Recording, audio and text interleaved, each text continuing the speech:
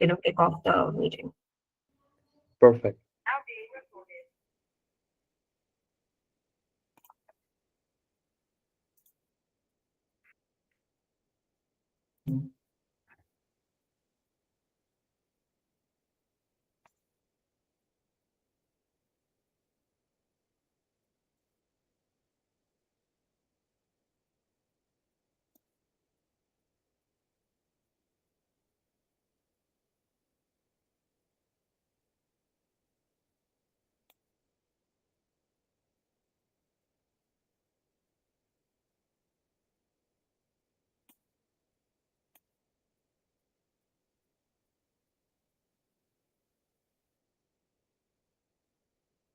Okay, great. I hope my screen is visible for everyone. Yes. Yeah. Okay, great. So thank you guys for joining in and for taking out time for an amazing topic right now, which is booming in the industry. That is the role of data in organizations, because AI has really involved. So people really want to understand that what is AI, and then it all backtracks to the OG word, that is data, right? So let me first give you a very brief introduction of what AI Data Yard is, and then about myself. So AI DataYard is a global analytics company. They are providing consultations, boot camps, and they offer different services in the field of analytics and AI both. Right. About myself, my name is Rabbiyah Sulman, and I have 5 years of professional work experience.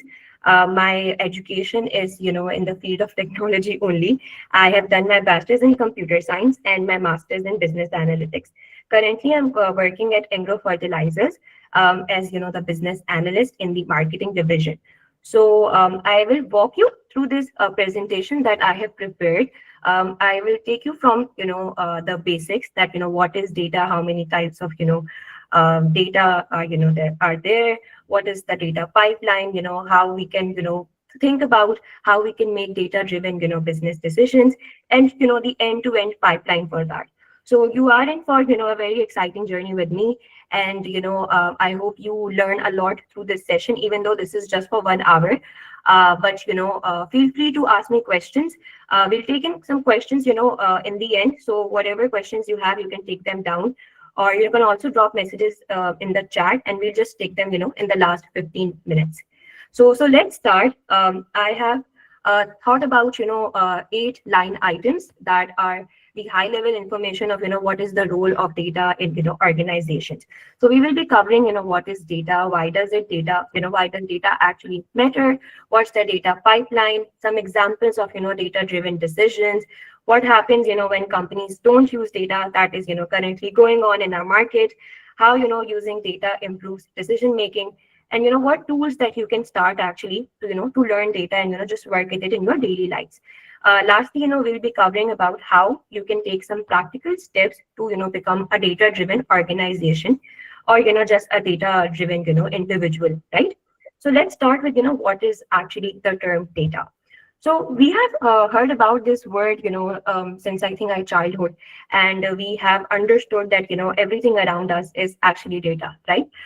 Before I actually jump into the theoretical bit of it, we've been seeing data around us every day, and whether we are using social media, whether we are using our banking applications, whether we're just watching even television, right? That's also data that we are working with. In our organization, of course, every bit of it is data for us, right? But it's just that we have never actually understood the form it comes in, right? So let's understand in detail that what is data, how it looks in a corporate organization, and how generally just how many different types are there. So basically, what is data, right? So data is a collection of facts, figures, and information that comes in various forms, right? It could be numbers, it could be words, it could be images that can be processed and interpreted to provide meaning, right? Which means that it comes in a raw form. That could be in the form of rows and columns, or it could be in the form of images or emails or videos, right? Now with that, I want you to imagine what data looks like in your organization, right? Now I have put down some examples that might be relatable for you and might also not be relatable for you if you know you are currently not working in any organization, right? So now when we look around data, it could be our customer actions, right? And it could be our sales transactions data that whenever we are working in a business, they're getting some sales, right? So that all those transactions, those payments, those records are also data for us. It's also our internal employee data, how many people are working for us, what's their date of joining, what's their salary, what division are they working in, how many managers are there. All of this is actually data for us. We send out so many surveys in our organization, to collect some feedback on how our managers are, what leadership looks like, how the values are working out in any organization. Just general some culture driven surveys as well. Even that is data for us, right? So even with that, we are filling out some forms where we are sharing some information, and that information can be translated into data. Now, those emails that we're sending every day, right? My inbox is filled with 250 emails a day, right? That all of that is information for me, even though it looks like, it's just an email that I'm responding to, but that is also data for me, right? Then we have system logs. These are, usually, placed in terms of, just audit trails. Sometimes we require that information. Some of these logs are actually coming from our applications as well. How the customer is using the application, what's how much time are they spending on the landing page, the sub landing page, and all of that information is actually data. A very easy example to understand the system logs term is, I know this sounds a little technical, that is when you open Instagram, for example, and you are at the landing page where you are seeing your stories at the top, right? And then you have some posts. Now, wherever you click, right, that's event tracking. So if you view stories first, that's your first event. If you, if you view the reels or you go to the explore page, that's your second step, right? So now all of these steps that you are taking within or, inside the application are actually events. So every time you are, triggering something, so those are, creating logs in the system. So those are actually very relevant, in terms of data. And then you have a market behavior as well, where how the market is performing. Like the actual corporate term for this is market intelligence, right? What's the prices, what the competitors are doing, where the stock market is performing like, right? So all of this is also data for us. Now data comes in in different types. So some of it is structured, that is in the form of rows and columns, right? If you see the image as well, it represents ones and zeros, right?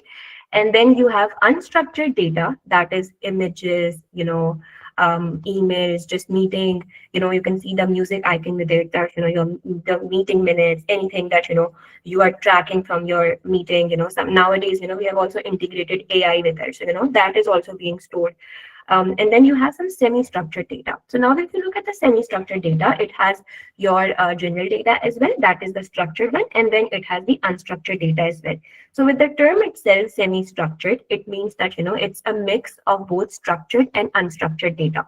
So if you look at the examples that I've mentioned over here, it says in structured data, it's your sales, your inventory, your transactions, because it comes in the form of rows and columns. So I just want you to remember any data that is coming in the form of rows and columns is structured data, right? And any data that you can see in the form of text, images, or emails is unstructured data. So if you open up your gallery, you will see a lot of pictures that you have taken, right? If I ask you to analyze your gallery and tell me how many pictures are selfies, how many pictures are, are taken from the back camera, how many pictures, have a background, you won't be able to tell me this information because you will have to individually view your images, right? And if I ask you to analyze it, there will be no outcome because there is no possible way that you can analyze this data for me. So that is unstructured data for us, right?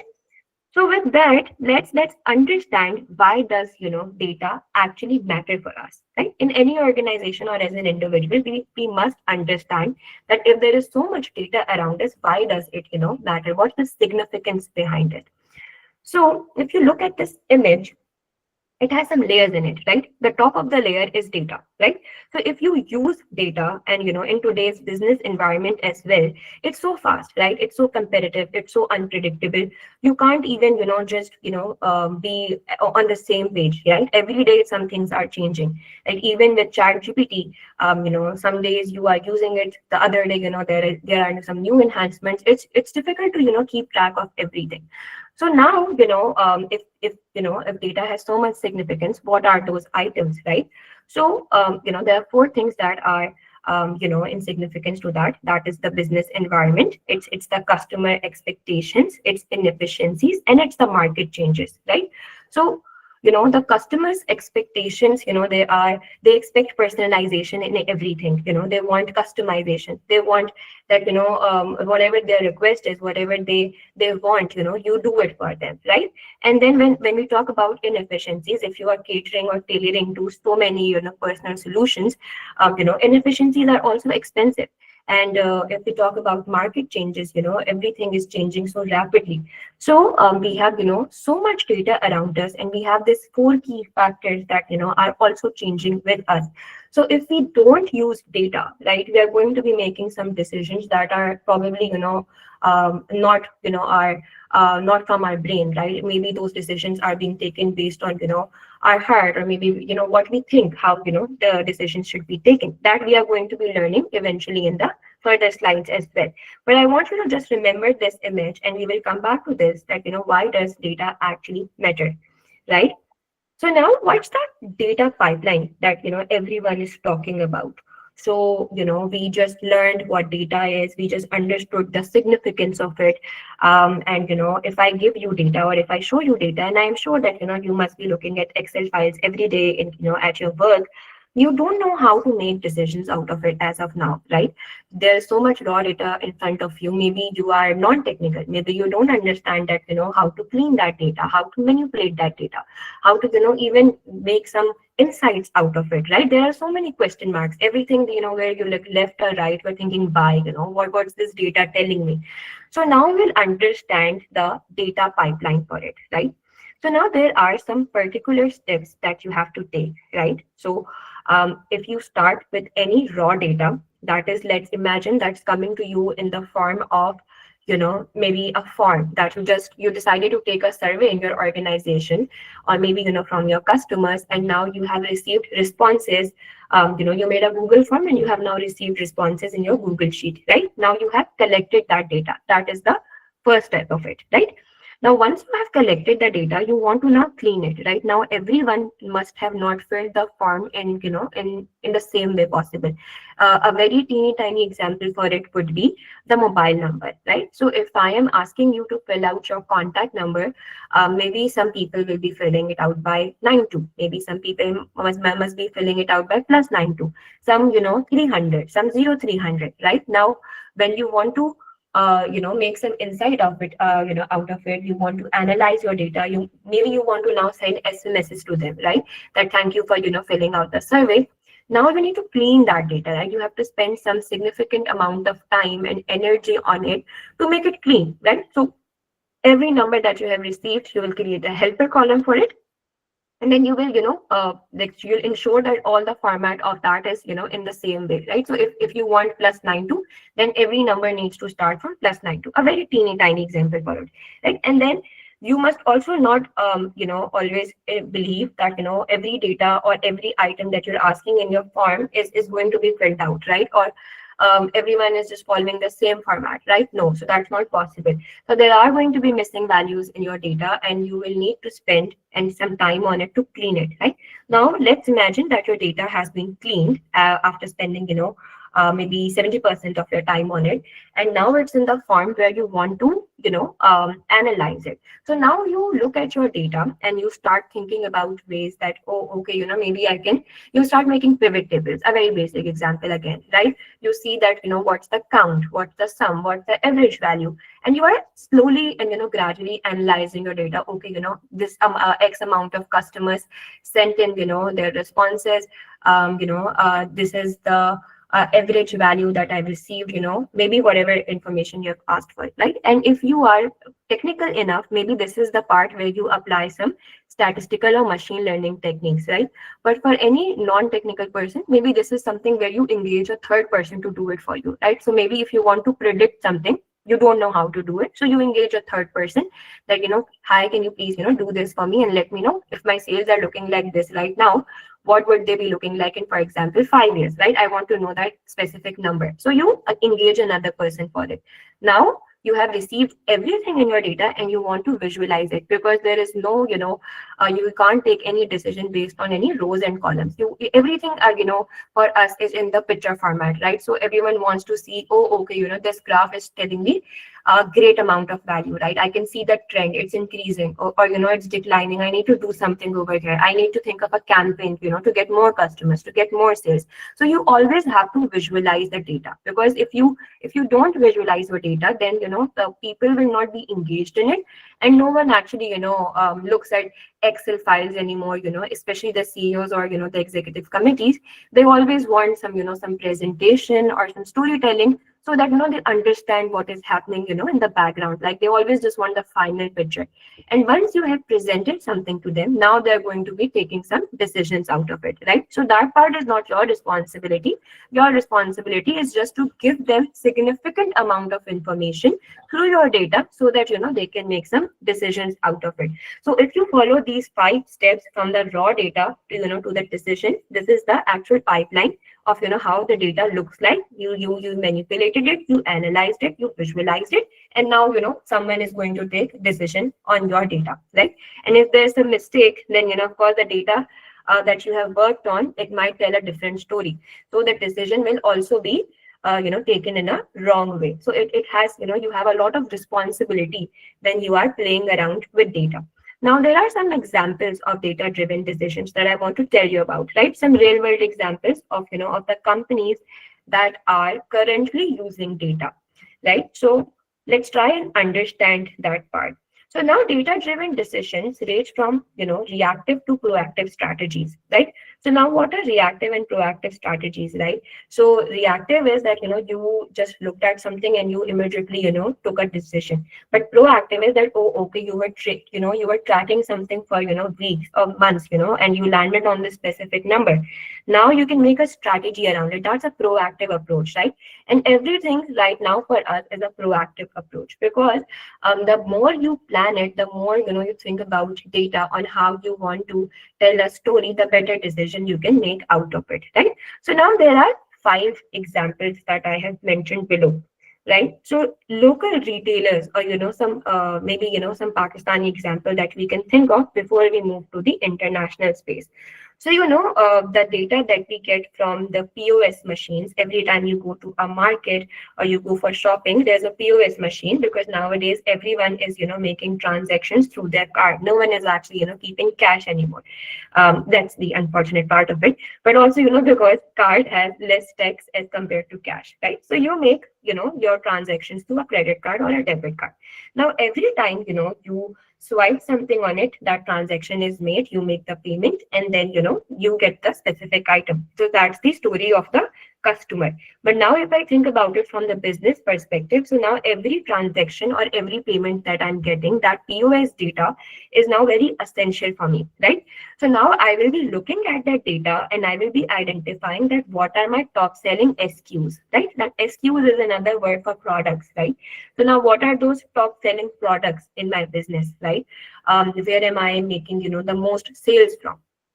So I will look at that data, right? And then I will think about how I can make maybe more inventory for it, or I can think about how I can sell those items very quickly by putting out some discount, right? So now there will be smarter purchasing based on that trend. And what will that lead for me? That will lead to that I will be able to avoid dead stock, right? So I hope that you all understand how sales work, generally the inventory system, and how you have to sell out your inventory real quickly, right? Otherwise that stock will be just kept in your in your storage room, right? And that doesn't work out for us. Now, exactly if I lead that example to Zara, right? So Zara actually uses real-time sales data because if you know about them, they are in the fast fashion industry where they're just producing their inventory real quickly and then they sell it out. It's not that they are trying to keep the inventory for very long hours, right? Or for long days because they want to make new products. So every time you go to a Zara store in a month, there will be different products because they work in the fast fashion industry. So now they use the real-time sales data, which and then on the basis of that, they get sold out within 2 weeks, and then they beat the competitors, right? So they're using data over there to make decisions, that what is selling, what is not selling, exactly like the local retailers think. But over here, they're in the fast fashion space, so they have to do things very quickly, right? Now, if I talk about Amazon, right? So now what Amazon does is that they use the customer data to optimize inventory, which means faster deliveries for them, and which means higher loyalty. So every time you place an order on any website, you always think, oh no, I will get it in 5 6 days. That's such a bad experience for me. How about if I just deliver it in the same day or the next day, right? And the customer will get so happy that, oh wow, what an amazing service. And I will always think about that, right? So that part, that is something that Amazon focuses on, that the better inventory they can optimize on, the faster delivery they can do, and that will get them a good customer base to begin with. Now, if we talk about Starbucks, right? So now Starbucks is playing things very smartly to make decisions. What they're doing is, if you just look at Starbucks's outlets all over the world, they have expanded their footprint really nicely, right? And they have done this very smartly because they have made decisions based on data. So they look at the geographic footfall data, where where there's more population, where it's a commercial area, where maybe within a mall, some place like that, they open a new store location, right? So whenever they open a new store location, they want to, of course, increase the revenue for their business, but they are making these decisions based on data, right? So I really want you to after this session, you Google Starbucks and look at the 4 5 things that they always prepare for whenever they want to open up a new outlet, right? Again, if we talk about Netflix, right? Everyone I hope over here is using Netflix, right? So now what Netflix does is it views our behavior. For example, I am someone who really enjoys the genre of thriller and mystery, right? Every time I finish a movie or a TV show, it recommends me another show more like this, right? Now, how does it know that I would be maybe indulged in another show of of the same genre? Because it knows that I've been spending my binge watching hours on Netflix, and every time I open Netflix, it's me watching the thriller genre, right? So it recommends me shows, and based on those recommendations, I actually end up watching them, and I will just continue my journey with Netflix. So if I finish a show today, I'll watch another show tomorrow, right? So I will still open up Netflix every other day to binge watch my show, right? So now that retains them subscribers, right? Every month I will pay for it. Every month, I will be motivated to watch another show, another movie, and that is how they get more customers, more payments with that, and how many people are actually watching the thriller genre or are preferring that. They have that information for us because everyone is they have given them the permission to see their data, right? So now they will also plan new content for it. So you must have seen that a lot of shows on Netflix are OG, that is original shows, but then there are some shows that Netflix buys from maybe Sony, maybe HBO, maybe some other service. So they also plan around new content for that, whichever genre is more performing, right? So let's move forward, and I hope that you were able to this opened up your mind in terms of how businesses right now are using data to make some decisions out of it, right? So now these are some case studies with it. I have added them for your own ease that you can think of. This is related to retail management. A lot of my examples were pertaining to sales and retail. So if you look at it, over here, you have a lot of data, which is retailer, supplier, market, and shopper data. And based on this, you are doing some demand based forecast and analytics, right?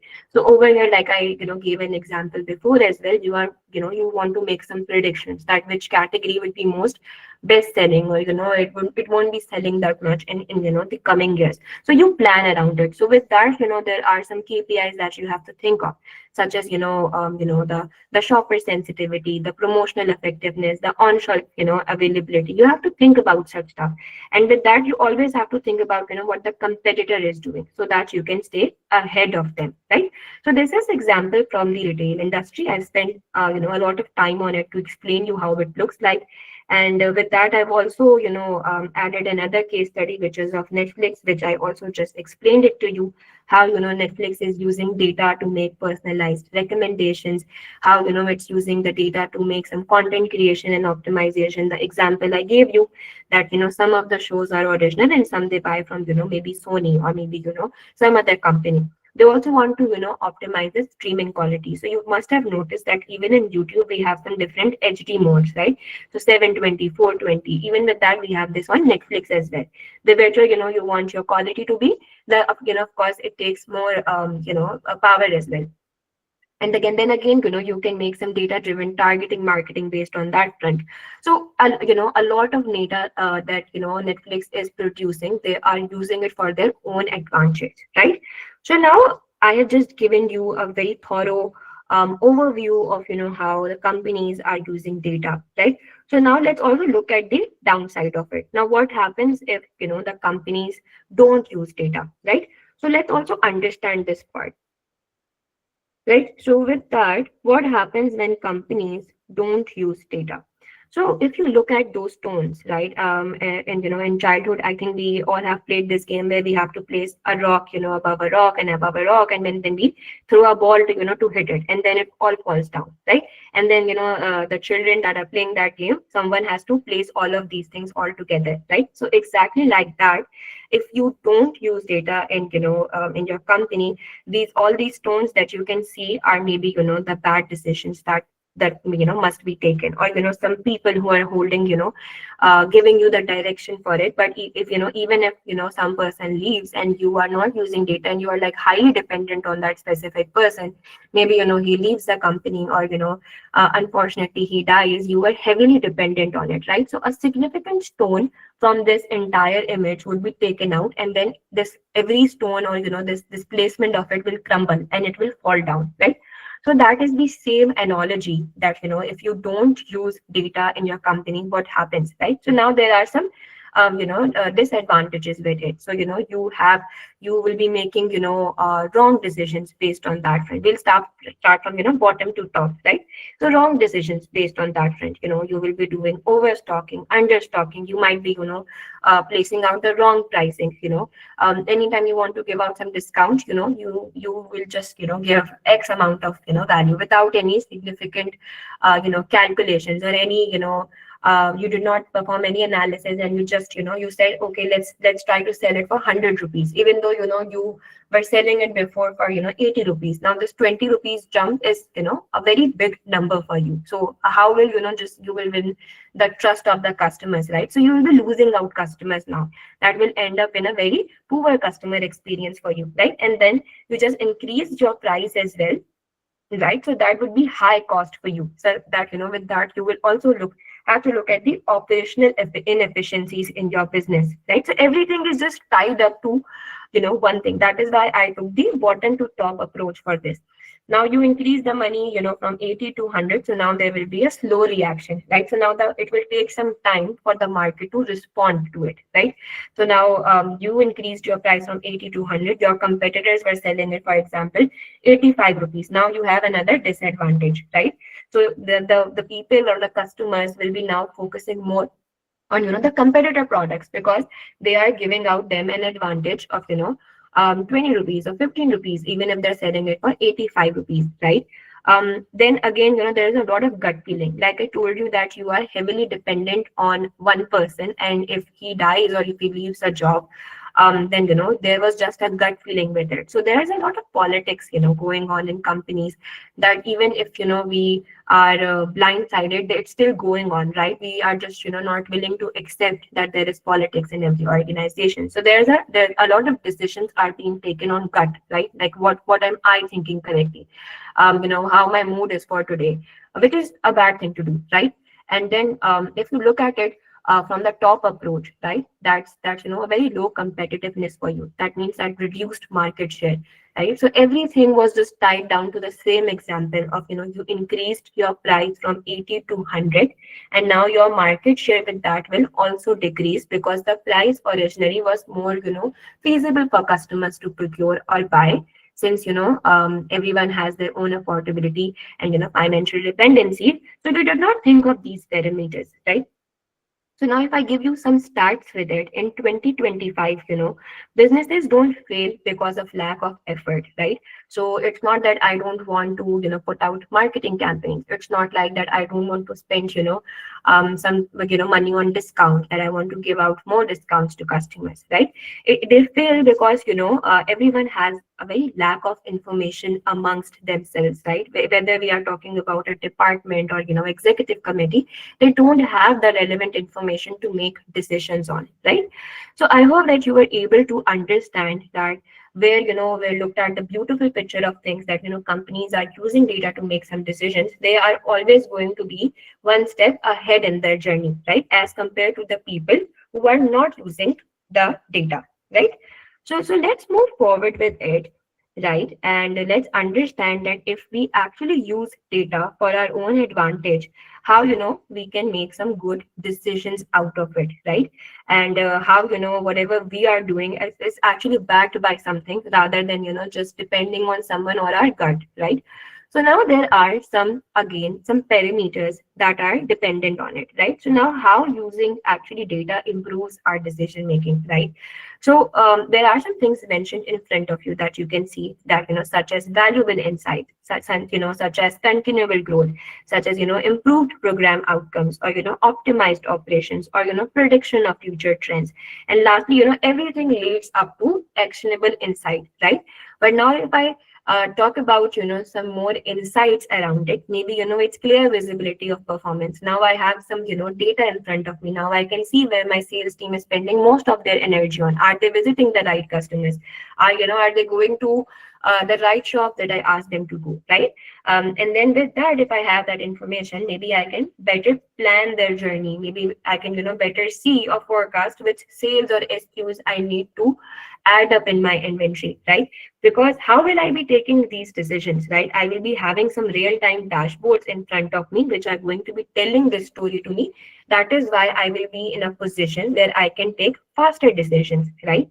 And of course, with faster decisions, and where I have so much information in front of me, there will be higher profitability, as well.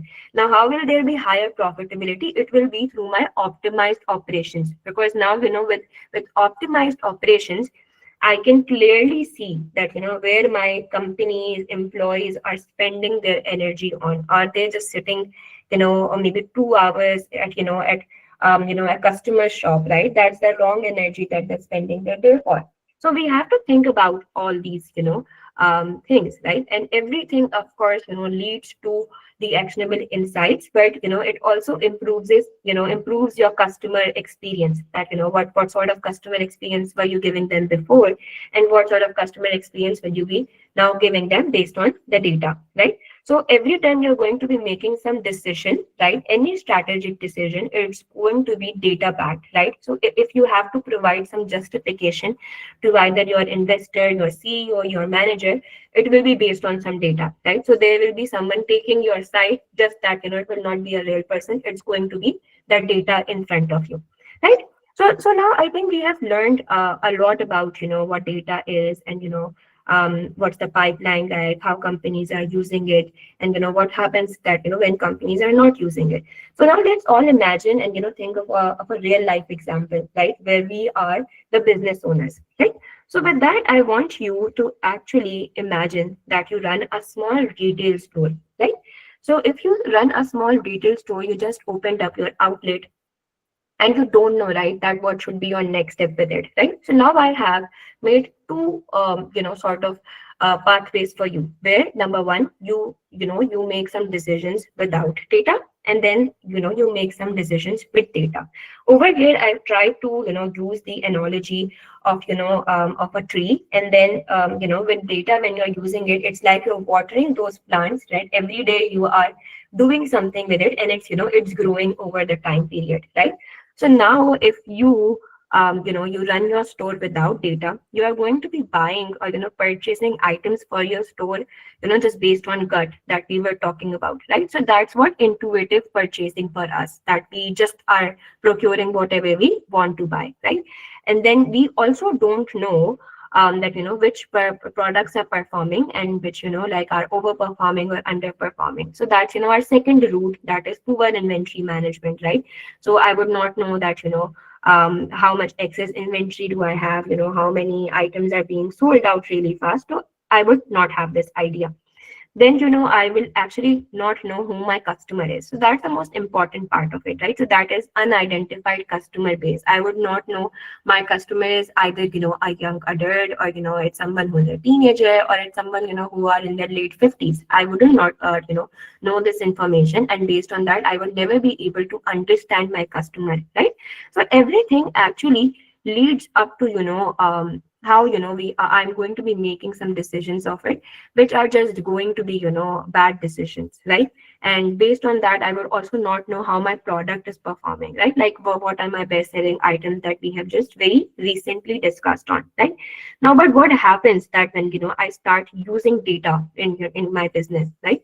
So now I will have identify those items or those products that are that those have high margin with it. So what it's like the example of cogs, how much cost of goods it's required for me to make that specific item. So for example, if I am selling out cups, I am making them in rupees 300, and I am selling them from for maybe 500. So there's a profit of 200 rupees, right? And every time someone is buying it, I am just getting 200 rupees more as my profit, right? So now when I have this data in front of me, I will be focusing on my energy and my inventory for high margin items, so that I can make more money. Otherwise I am going to be in bad business, right? And then based on that, I will also know that what are my peak days, right? So for any business, right, weekends are usually the best ones, because everyone has the time to come to your store and look around, right? So you will also know that, oh, okay, maybe I should place a discount on Tuesdays or Wednesdays or Fridays, because data says that I get more customers on these days, so that I can make some good campaigns around it. Then I can plan my promotions. Everything actually leads up to better profitability and good margins for me, right? So with that, I just gave you a very real example. If you were the business owner, what happens that when you make decisions without data, and then if you make decisions with data, right? So now I think we are in a comfortable position, that where we have understood the significance of using data, right? And now if you want to change yourselves, you should know that what tools you should be using, right? So every day that you are looking at some data, you should be aware of how you can actually transform that data, how you can make some decisions based on it. So what are those tools that you should get yourself equipped with, right? So those tools that you should start working with, are some of these are basic tools, some are intermediate, and then some are advanced level. If you are a non-technical person, I think everyone uses Excel in their daily lives, right? Even for very basic reasons, as planning your holidays amongst your team members, you are using Excel for that, or maybe some software. But everyone is using Excel in some way or another. If you're working towards the intermediate level, that is Power BI. Now you have the data in front of you, and you want to visualize it, right? So you're using some way to visualize your data.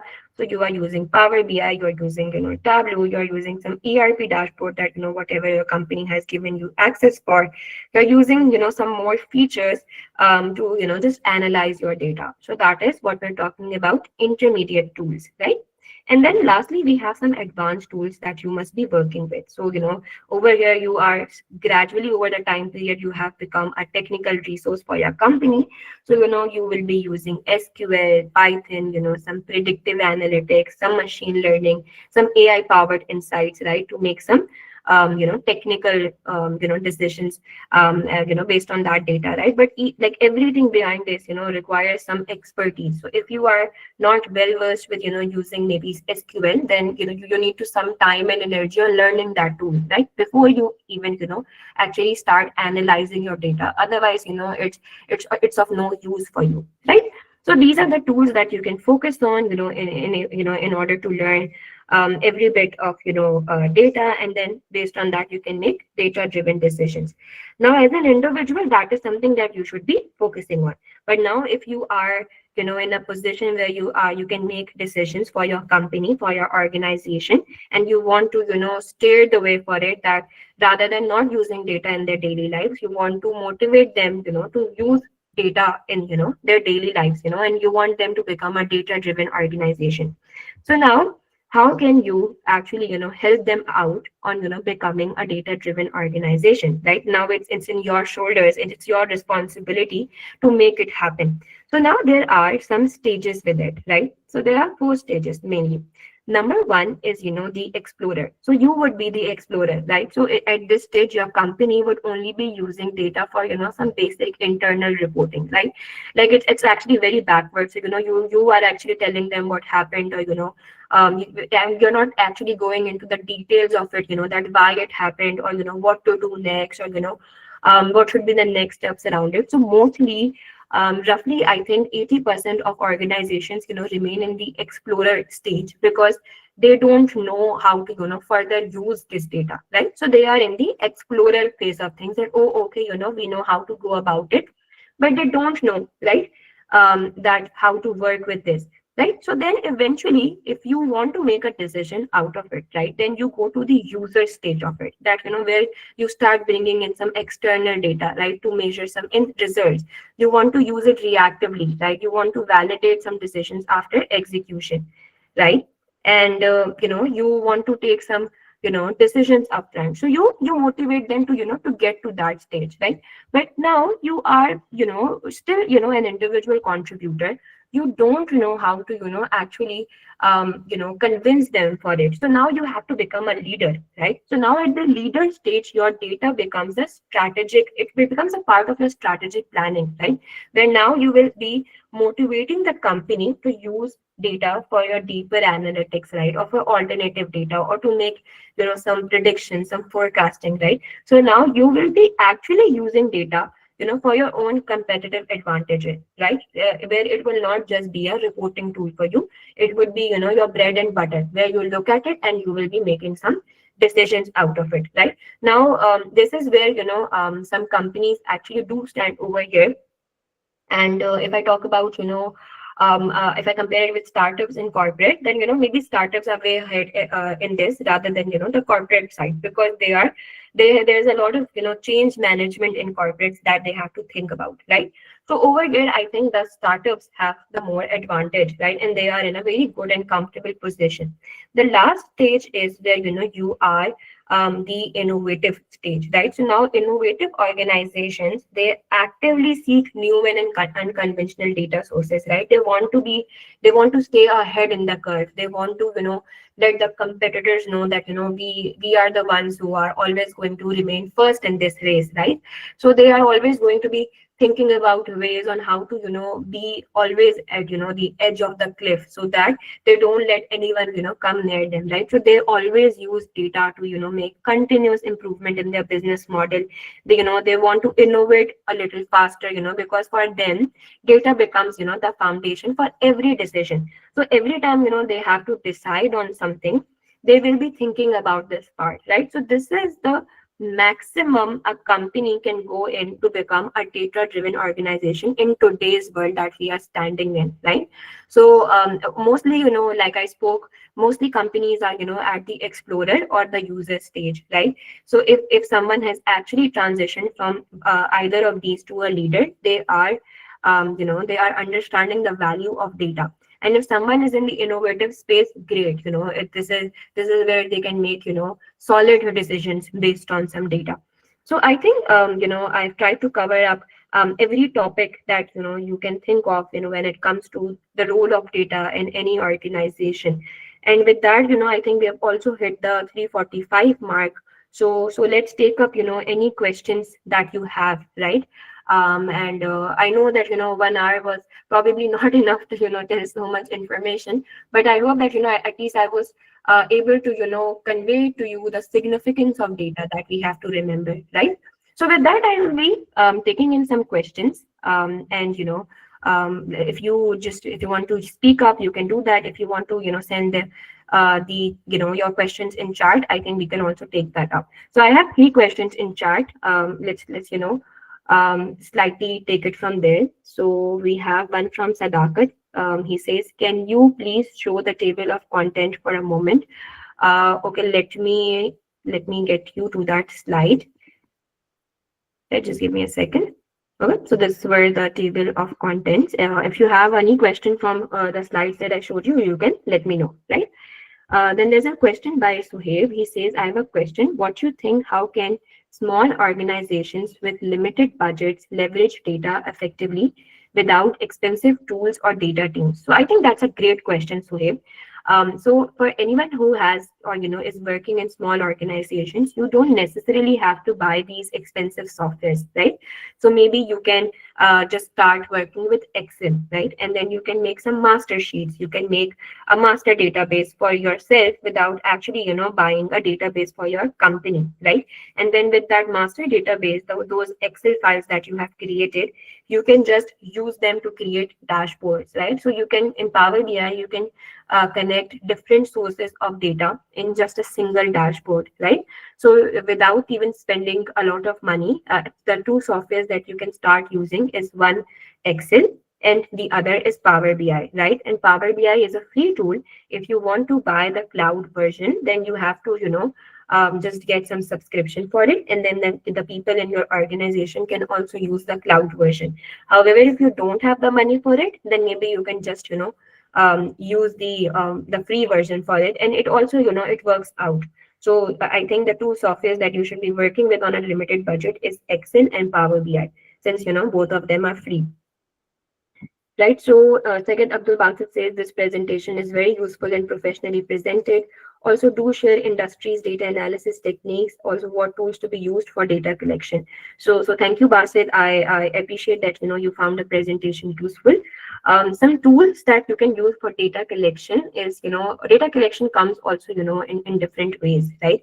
That are you using Google Forms, Microsoft Forms, or are you using you are collecting some data from your applications, right? So are you using the mobile application or web application data, right? So it comes in various forms and different shapes as well. It just depends that what's your source of data, right? And then once you have that, maybe then you can think about the techniques that are used for data analysis, right? But if you just want to look at the high level picture, it's the 5 steps that I showed you, which were, let me come back to that slide that I told you, the 5 steps.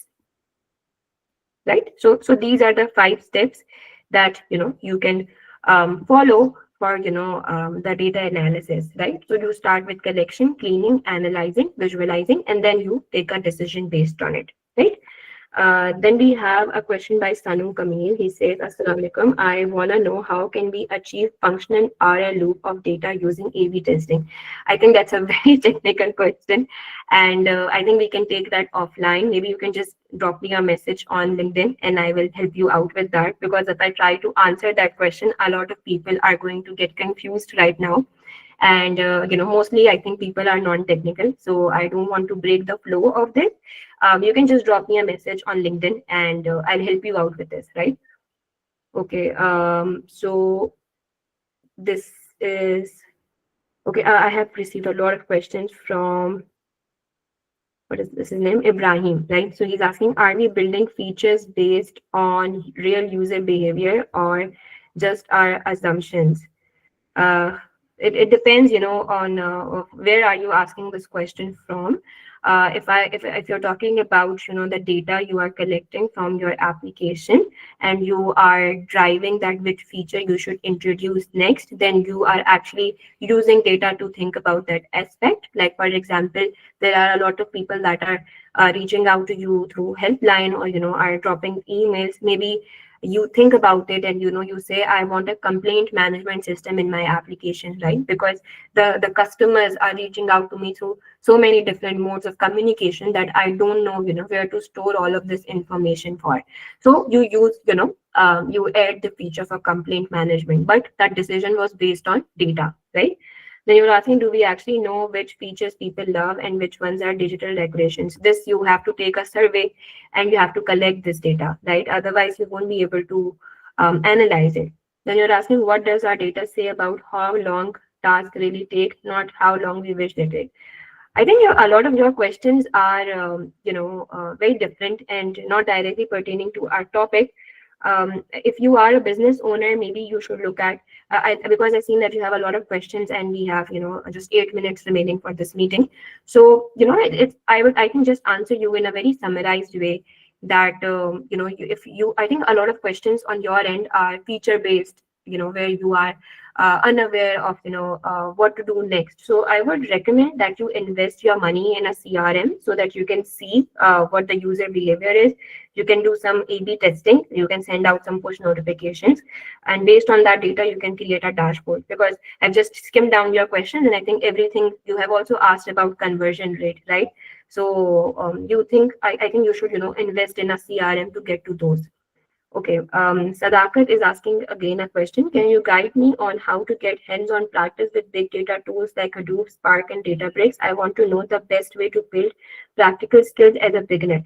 So, Sadakat, for that, I would recommend the Data Engineering Bootcamp by AI DataYard. It's very nice, and I think they have very well prepared the course outline for it. All these things that you have mentioned, they teach in that bootcamp, and they also tell you how to build, a real life, data pipeline, right? So how two apps or softwares are interacting with one another, so that you can do through data engineering, right? So your question is also more leaning towards data engineering.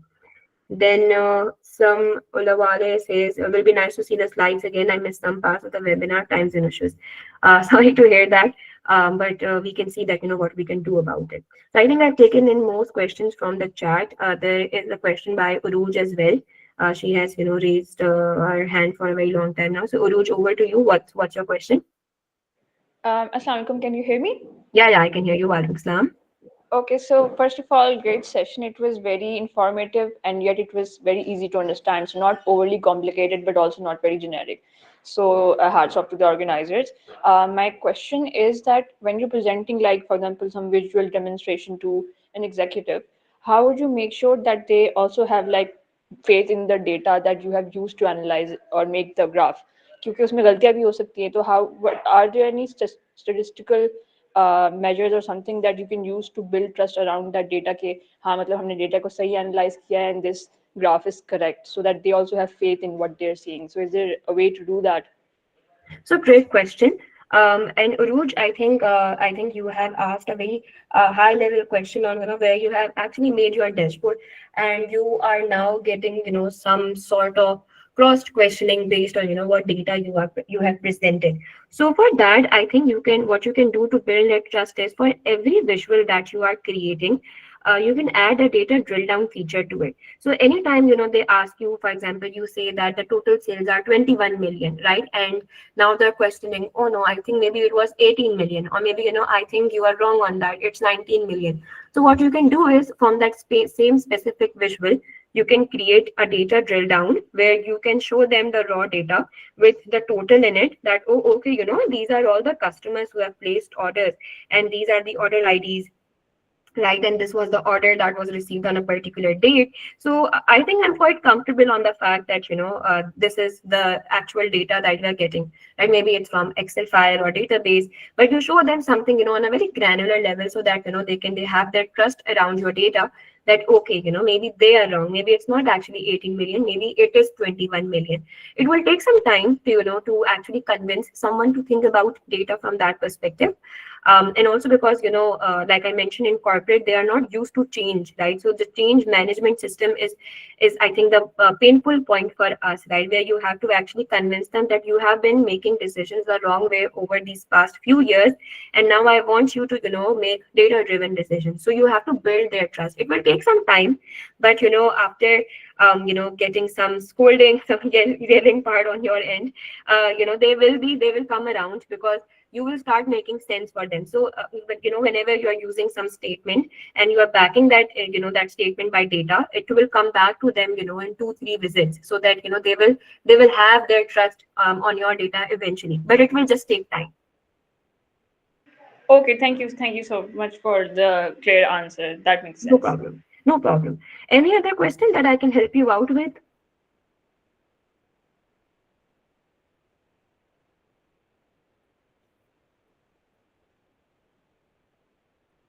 Okay, I think if there are no questions, then we can end this session. So thank you for joining in. I hope that I was able to convey a lot of information for you. And if you have any further questions, or you feel that there is something that you want to ask, or you just want some career guidance or some help, you can reach out to me on LinkedIn. My profile is by my name, Rabbiyah Sulman only, and I am always available to cater in some questions. And if you are interested in learning about data analytics, we also have a bootcamp that's going to be starting soon. So maybe you can, get registered for that. So thank you for your time. Have a great day, and let's connect on LinkedIn. All right. Thank you. Lafis. Thank you for your time, Lafis.